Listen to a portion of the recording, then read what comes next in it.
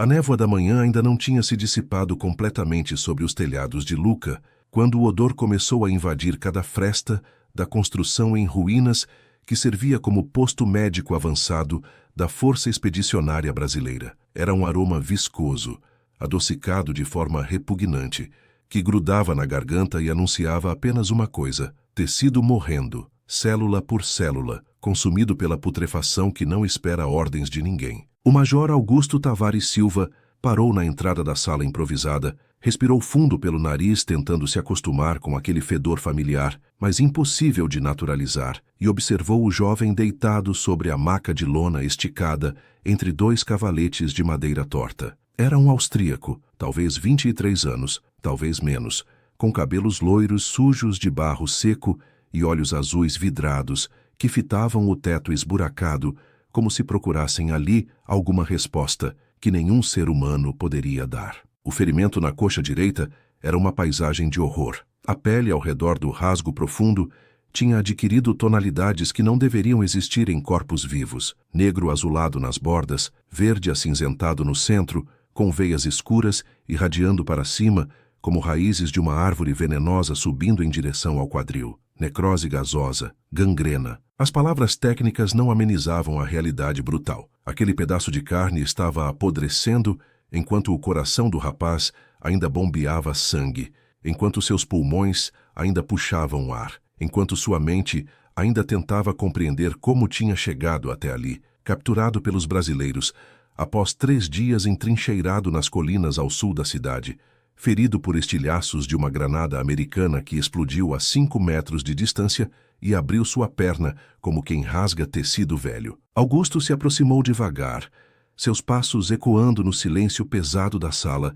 que já tinha sido um depósito de grãos, talvez de azeitonas, e agora cheirava a desinfetante, sangue coagulado e morte iminente. O prisioneiro virou a cabeça. Seus olhos encontraram os do médico brasileiro, e ali aconteceu aquela comunicação silenciosa que transcende idiomas e uniformes, o reconhecimento mútuo do que viria a seguir. O austríaco sabia. Tinha visto amputações no fronte oriental, na Rússia, onde o frio matava tanto quanto as balas, e os médicos alemães serravam membros congelados, sem piedade, nem anestesia suficiente. Ele esperava o mesmo agora. Esperava a lâmina, o corte, a perda irreparável, e seus lábios tremiam não de dor física, mas do terror de imaginar-se voltando para Viena, para a mãe viúva e o irmão mais novo, arrastando uma perna de pau pelo resto de uma vida que ainda mal tinha começado.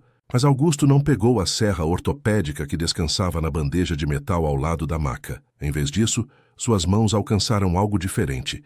4 frascos minúsculos de vidro transparente, cada um do tamanho de um dedo mindinho, com líquido amarelado dentro e rótulos em inglês que diziam simplesmente Penicillin, 100.000 units. O major segurou os frascos contra a luz fraca que entrava pela janela quebrada, como quem segura algo precioso demais para existir naquele lugar esquecido por Deus, e depois olhou novamente para o ferido. Fez um gesto com a mão esquerda, imitando uma serra cortando, depois balançou a cabeça negativamente. Com a direita, ergueu os frascos e apontou para a coxa gangrenada. Tentativa, esperança, talvez salvação. O austríaco piscou devagar, confuso. Não entendia português. Mal conseguia processar pensamentos coerentes através da febre que queimava a 39 graus. Mas algo na expressão daquele médico brasileiro, algo na firmeza daquele olhar escuro e cansado, transmitia uma mensagem impossível. Você não vai perder a perna hoje, não se eu conseguir evitar.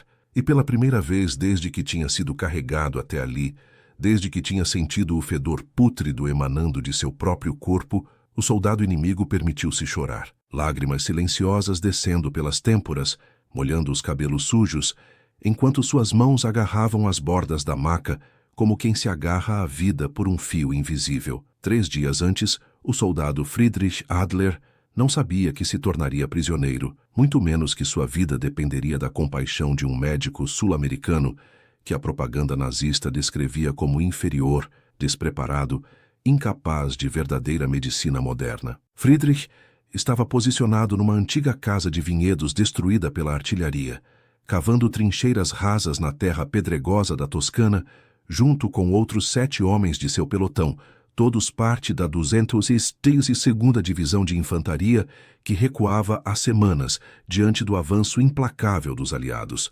Eles defendiam uma estrada secundária que não levava a lugar nenhum importante, mas as ordens eram claras: segurar posição até novas instruções. As novas instruções nunca chegaram. Na madrugada de 8 de março de 1945, o bombardeio começou sem aviso. Morteiros de 81 milímetros caíram do céu escuro como meteoros furiosos, abrindo crateras fumegantes na encosta, arrancando árvores centenárias pela raiz, transformando a terra em caos líquido de barro e fogo. Friedrich se encolheu no fundo de seu buraco improvisado, tampando os ouvidos com as mãos, enquanto o mundo explodia ao redor, enquanto os gritos de seus camaradas se misturavam ao estrondo metálico das explosões, enquanto sua bexiga ameaçava esvaziar-se de puro terror animal. Depois veio o silêncio. Aquele silêncio pior que o barulho, prenhe de significado sinistro. Quando se atreveu a olhar por cima do parapeito de terra, viu uniformes caqui subindo a colina em formação aberta, movendo-se com disciplina surpreendente entre os escombros fumegantes. Não eram americanos, eram os brasileiros da FEB,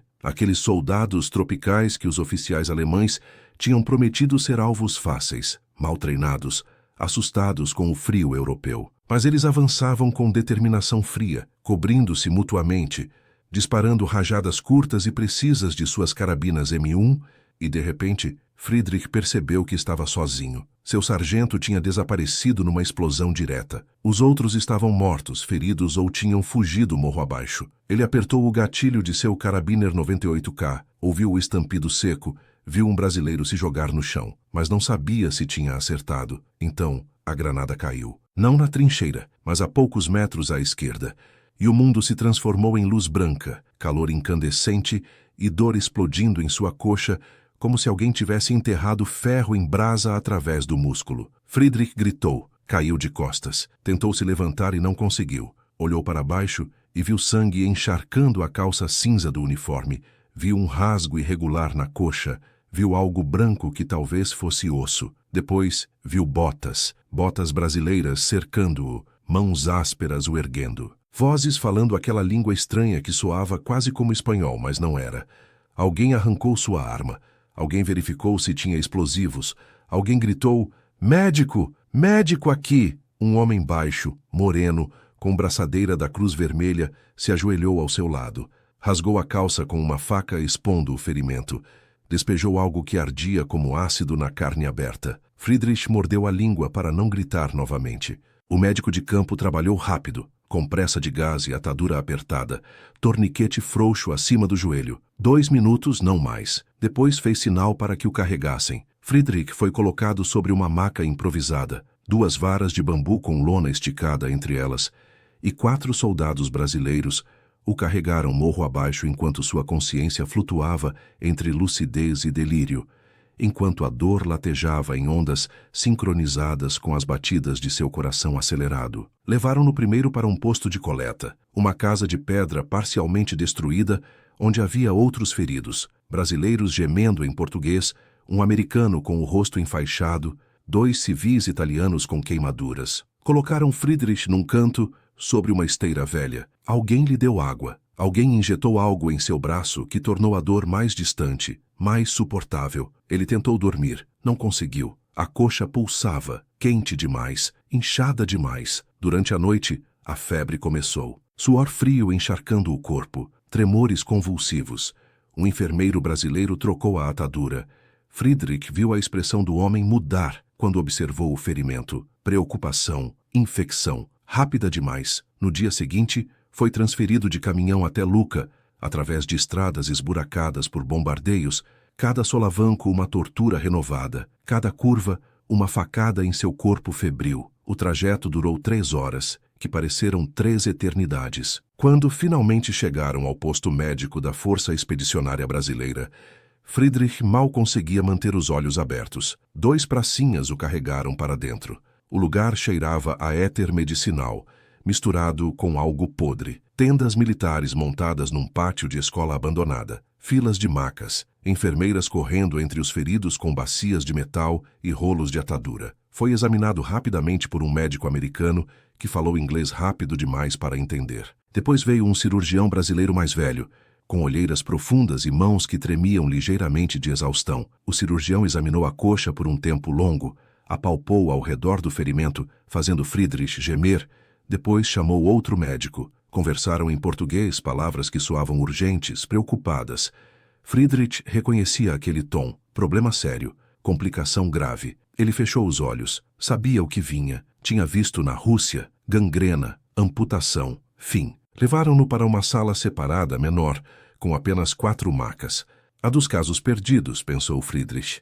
Ali deitado ao lado de um soldado brasileiro que tinha perdido uma das mãos em explosão de mina, ele finalmente conseguiu ver sua própria coxa sem ataduras quando uma enfermeira trocou o curativo. A visão o fez engasgar.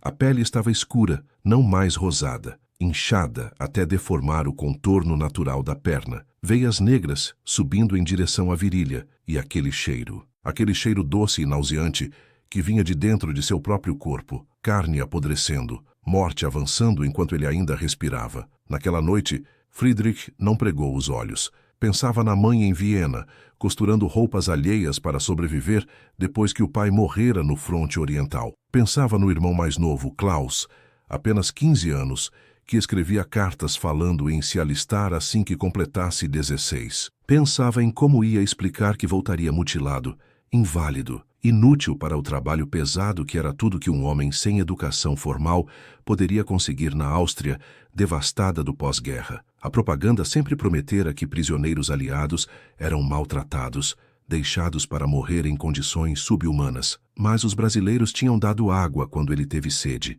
tinham tratado seu ferimento imediatamente, tinham até aplicado morfina quando a dor ficou insuportável durante o transporte. Não entendia. Inimigos não faziam isso. Ou faziam. Na manhã seguinte, quando o Major Augusto Tavares Silva entrou naquela sala carregando 4 frascos de penicilina, quando fez aquele gesto indicando tratamento em vez de amputação, quando seus olhos cansados, mas determinados, prometeram uma chance impossível, Friedrich Adler sentiu algo que não sentia há meses. Esperança. Esperança frágil, talvez ilusória, mas esperança. E enquanto o médico brasileiro preparava a primeira injeção, enquanto uma enfermeira de cabelos pretos presos num coque apertado segurava seu braço com gentileza surpreendente, Friedrich permitiu-se acreditar que talvez, apenas talvez, os monstros que a propaganda descrevia não existissem de verdade. Talvez houvesse apenas seres humanos tentando sobreviver a uma guerra que nenhum deles tinha escolhido começar. A primeira injeção aconteceu às 10 horas da manhã de 12 de março. Augusto Tavares diluiu o pó amarelado em solução salina estéril, encheu a seringa com mãos que não tremiam apesar do peso da decisão e injetou no músculo glúteo de Friedrich. O austríaco gemeu baixo. A agulha era grossa. A substância queimava entrando. O major anotou tudo na ficha médica com letra miúda. Penicilina G, 100.000 unidades, via intramuscular, paciente POW austríaco, gangrena gasosa coxa direita. Assinou embaixo com seu nome completo. Estava registrado agora, irreversível. Não havia como fingir que não tinha acontecido. A enfermeira-chefe, Tenente Helena Drummond Paulista de Campinas, 28 anos, uma das poucas mulheres brasileiras enviadas ao teatro italiano, assistiu tudo em silêncio. Ela tinha visto homens da FEB morrerem por falta daquele mesmo antibiótico. Sabia quanto cada frasco valia em vidas brasileiras. Quando Augusto terminou, ela perguntou apenas: "O senhor está certo disso, Major?" Ele guardou a seringa usada. "Não, mas vou tentar mesmo assim." Helena fitou o prisioneiro suando na maca. Depois voltou os olhos para o médico. "Então eu ajudo. Mas se o coronel Mendonça perguntar, a responsabilidade é toda sua." Augusto assentiu. Sempre foi. 4 horas depois, a segunda aplicação. Friedrich estava semiconsciente, olhos vidrados de morfina e febre. Reconheceu o médico brasileiro. Tentou sorrir fraco. Augusto gesticulou confiança que não sentia completamente. A injeção queimou tanto quanto a primeira. Desta vez o austríaco não gemeu, apenas apertou os lábios e esperou a dor passar. O major verificou a temperatura. Ainda 39 graus. A febre não cedera. Era esperado. Antibiótico precisava de pelo menos 24 horas para mostrar efeito real. Se é que ia mostrar. Gangrena gasosa era resistente, traiçoeira, matava rápido mesmo com tratamento. Augusto sabia das estatísticas. 50% de sucesso, na melhor das hipóteses. Naquela tarde, o coronel Heitor Mendonça apareceu na sala. Alto, magro, com bigode negro e voz que cortava ambientes como lâmina afiada. Major Silva, preciso de explicações. Eles saíram. O coronel segurava a ficha de Friedrich. Penicilina num austríaco. Enquanto temos brasileiros esperando esse medicamento. Explique sua lógica. Augusto respirou fundo. Gangrena avançada, senhor. Amputação seria fatal dado o estado dele. Decidi tentar o antibiótico. O coronel estreitou os olhos. Temos 5 pracinhas feridos que poderiam usar esse remédio. 5 brasileiros. E o senhor escolhe um soldado do eixo? Silêncio pesado entre os dois. Depois Augusto respondeu, voz firme. Sou médico antes de ser soldado, coronel. Jurei salvar vidas, todas as vidas que puder. Mendonça ficou vermelho. O senhor jurou servir o Brasil, major, não a Áustria nazista, não Hitler. Augusto sustentou o olhar. Sirvo o Brasil honrando o juramento de Hipócrates. Os americanos fazem o mesmo. A Cruz Vermelha exige o mesmo. Se o senhor quiser me disciplinar, estou às ordens. Mas não vou assistir um homem morrer quando posso salvá-lo. O coronel abriu a boca para repreender. Parou. Olhou para a sala, para os feridos dentro, para aquele hospital improvisado funcionando com metade dos suprimentos necessários. Suspirou longo. 4 doses. Só isso. Se não funcionar em 48 horas, amputa. Está claro? Augusto bateu continência. Claríssimo, senhor. Mendonça se afastou, mas antes de sair disse baixo. E reze para que funcione, major. Porque se esse austríaco morrer desperdiçando nosso antibiótico, sua carreira morre com ele. Às 9 da noite, terceira aplicação. Friedrich delirava. Falava alemão entrecortado, chamava pela mãe, chorava baixo. Augusto injetou o medicamento. Helena limpou o suor da testa do prisioneiro. Trocou o curativo úmido. Desta vez, algo diferente. A borda da gangrena parecia menos escura. Talvez fosse impressão. Talvez fosse a luz fraca do lampião a querosene. Mas Helena jurou que viu tecido rosado, onde antes só havia necrose preta. Chamou o major. Ele examinou. Ficou em silêncio longo. Depois murmurou. Pode estar reagindo. Ou pode ser ilusão de médico desesperado. Vamos esperar até amanhã. Na maca ao lado, o pracinha Paulo Mendes observava tudo. 22 anos, de Recife, tinha perdido 3 dedos da mão direita numa explosão. Estava consciente, revoltado. Major, por que está gastando remédio com o inimigo? Esse povo matou nosso sargento Brito. Matou metade do pelotão. Augusto parou, encarou Paulo. Porque sou médico, soldado. Não sou carrasco nem juiz. Médico. Paulo cuspiu no chão de terra. Médico brasileiro. Devia cuidar de brasileiro primeiro. Augusto se agachou perto da maca. Estou cuidando de você, dele, de todos aqui. É assim que a guerra termina, Paulo. Tratando gente, não como alvos. Paulo virou o rosto. Mas naquela noite, quando Friedrich gemeu alto de dor, foi Paulo quem chamou Helena. Enfermeira, o austríaco está mal. Ela correu. O prisioneiro tinha espasmos, corpo rígido, suor encharcando a lona da maca. Augusto aplicou mais morfina, segurou o ombro dele até os tremores passarem. Quando tudo acalmou, Paulo ainda observava. Não disse nada, apenas observava, talvez compreendendo algo que não conseguia verbalizar. No segundo dia, a febre de Friedrich caiu para 38 graus. A gangrena parou de avançar visivelmente. Augusto aplicou a 4ª injeção. Helena trocou o curativo e sorriu pela primeira vez. O tecido estava reagindo de verdade. Rosa substituindo preto. Inchaço diminuindo. O austríaco ainda não falava português, mas seus olhos seguiam o médico pela sala. Reconhecimento mudo. Medo transformando-se em gratidão silenciosa. No terceiro dia, o coronel Mendonça voltou. Examinou a coxa sem dizer palavra. Acenou aprovação relutante. A penicilina tinha funcionado. Friedrich ia manter a perna, mas o custo ainda estava por vir, e ninguém naquela sala fazia ideia do quanto aquela escolha mudaria tudo. Compartilhe nos comentários. Você teria tomado a mesma decisão que o Major Augusto? A humanidade tem lugar na guerra? Sua opinião importa para mantermos viva a memória da FEB. Uma semana após a primeira injeção, Friedrich Adler conseguiu sentar-se sozinho na maca. A coxa ainda latejava com dor surda, mas o tecido estava limpo, rosa cicatrizando, vivo. Helena retirou o dreno que tinha sido colocado para escoar o pus. Augusto examinou a cicatriz irregular que se formava.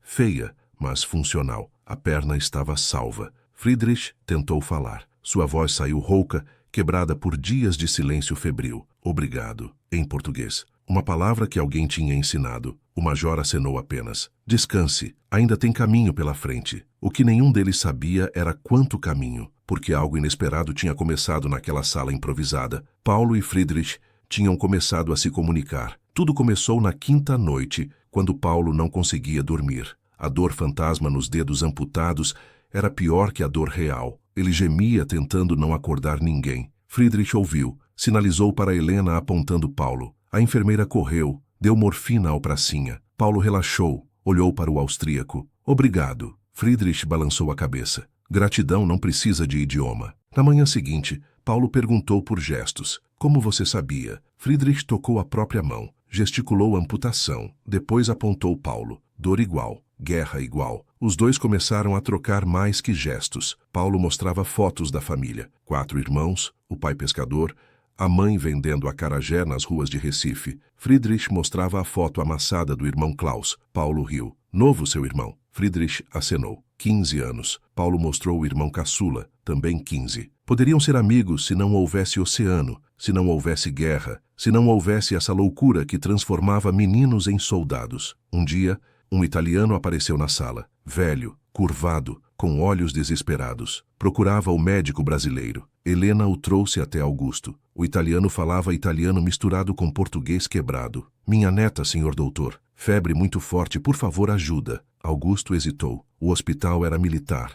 Civis eram responsabilidade de outras unidades. Mas o velho insistia. Dizem que brasileiro salva até inimigo. Pode salvar menina? Augusto olhou para Helena. Ela assentiu silenciosamente. Traga a criança. A menina tinha 7 anos. Chamava-se Bianca.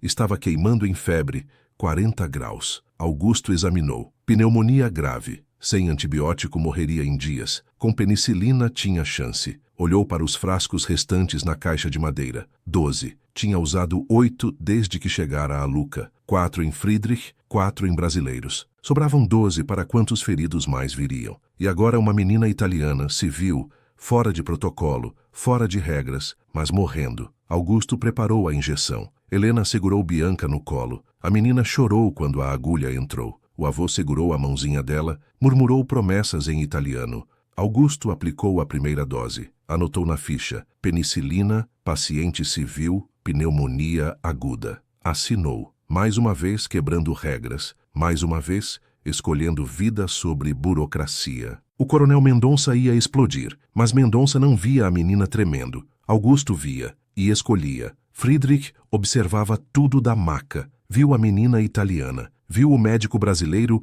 usar o mesmo remédio que salvara sua vida. Viu o avô agradecer de joelhos. E algo quebrou dentro dele. Toda a propaganda, todo o treinamento, tudo sobre raças superiores e inferiores. Tudo mentira. Porque ali, naquela sala, um médico brasileiro salvava austríaco e italiano com a mesma seringa. Com a mesma humanidade que o Reich dizia não existir fora da Alemanha. 2 dias depois, Bianca melhorou. A febre cedeu. O avô voltou, trouxe pão caseiro, azeitonas, vinho escasso. Tudo o que tinha. Ofereceu para Augusto. O major aceitou. Dividiu com Helena, com os enfermeiros, com os soldados. Paulo ganhou pão. Friedrich também. O austríaco mordeu devagar. Sabor de casa. Sabor de paz. Pela primeira vez desde a captura, sentiu esperança real. Na segunda semana, Friedrich começou a andar com muletas improvisadas. Mancando, suando, mas andando. Augusto observava. A perna sustentava peso. A cicatriz não abriu. Sucesso completo. Friedrich deu 3 passos, parou e encarou o major. Lágrimas desceram. Apontou a perna, depois juntou as mãos. Gratidão sem palavras. Augusto tocou seu ombro. Vai para casa, Friedrich. Vai ver seu irmão. Mas ir para casa levaria tempo. Friedrich era prisioneiro. Seria transferido para campo de detenção. Depois, quando a guerra terminasse, repatriado. Meses, talvez anos. E durante esse tempo, carregaria a história. A história de um médico brasileiro que escolheu salvar em vez de amputar. Que usou remédio raro num inimigo. Que tratou todos com as mesmas mãos. Friedrich sabia que contaria essa história para qualquer um que ouvisse, porque histórias assim precisam ser contadas. 3 semanas após a primeira injeção, soldados americanos vieram buscar Friedrich. Ele se despediu de Paulo. Os dois se abraçaram.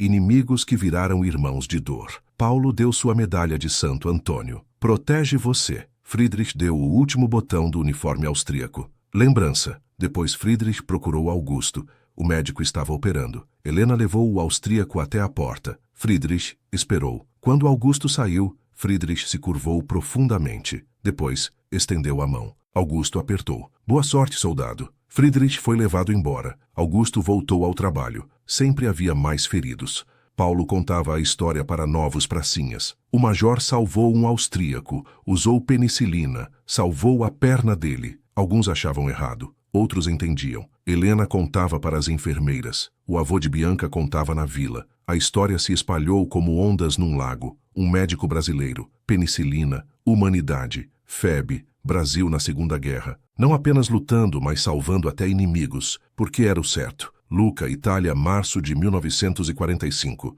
Um médico brasileiro usou 4 frascos de penicilina para salvar a perna de um soldado austríaco. Poderia ter amputado, poderia ter seguido regras. Escolheu humanidade. Aquela escolha ecoou além da sala improvisada, além da guerra, além do ódio que dividia nações. Friedrich Adler voltou para Viena andando. Paulo Mendes voltou para Recife carregando um botão austríaco. Bianca cresceu em uma vila italiana contando que um brasileiro salvou sua vida. 3 vidas, 4 frascos. Uma lição que o mundo precisa aprender. Tratar inimigos como humanos não é fraqueza. É a única coisa que torna possível a paz depois da guerra. A Força Expedicionária Brasileira lutou com coragem, mas legados como esse, compaixão em meio ao caos, definem quem realmente venceu. A história da FEB não pode ser esquecida. Inscreva-se agora, ative o sininho e compartilhe este vídeo. Comente de onde você assiste e mantenha viva a memória dos pracinhas brasileiros